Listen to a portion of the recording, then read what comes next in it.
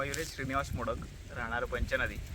2021मध्ये engineering पूर्ण झाल्यानंतर परत गावात परत आलो आणि इथे गावातच सस्टेनेबल टुरिझम आणि आपल्या कोकणातलं शाश्वत जीवन हे लोकांपर्यंत पोहोचवण्यासाठी मनकुपी कॅम्पिंग आणि ॲग्रो टुरिझम हे पंचनदीमध्ये चालू केलं.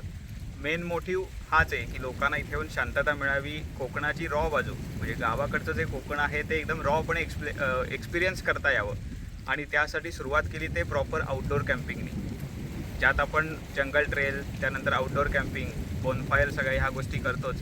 त्याचबरोबर ह्युमन कनेक्शन जपण्यासाठी आपण एक शेअरिंग सर्कल हे घेतो, ज्यामध्ये सगळे मनमोकळेपणाने आपल्या गोष्टी शेअर करू शकतात. त्याचबरोबर आत्ता जे आपण इथे उभे आहोत हा पंचनदी धरणाचा व्ह्यू पॉईंट आहे, जिथेच आपलं मनकुपी कॅम्पिंग हे वसलेलं आहे. आणि समोर बरोबर मागच्या बाजूला आपण आमच्या इको स्टे म्हणजे आमच्या इको रूम्स ह्या आम्ही आत्ताच 1 वर्षापूर्वी लॉन्च केल्यात, तर त्याचंसुद्धा सनसेट इथून चांगला दिसतो.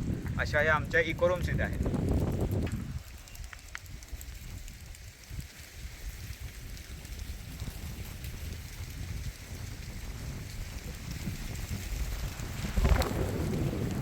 सगळ्यात महत्त्वाचं म्हणजे आपण कोकण म्हणजे समुद्र आणि थोडा त्या बाजूचा पर्यटन हे जास्त फेमस असल्यामुळे थोडीशी कोकणातल्या पर्यटनाची वेगळी बाजू म्हणजे कोकणातली जंगलं, कोकणातली जीवसृष्टी किंवा बायोडायव्हर्सिटी ह्याचा सगळ्यांना एक्सपिरियन्स घेता यावा. म्हणजे एक्सपिरियन्स बेस्ड टुरिझम हे चालू करण्यामागे माझं मेन फोकस आहे आणि जिथे येऊन लोकांना रॉ गोष्टी एक्सपिरियन्स करता येतील अशा उद्देशाने हे मनकुपी कॅम्पिंग मी चालू केलं आहे.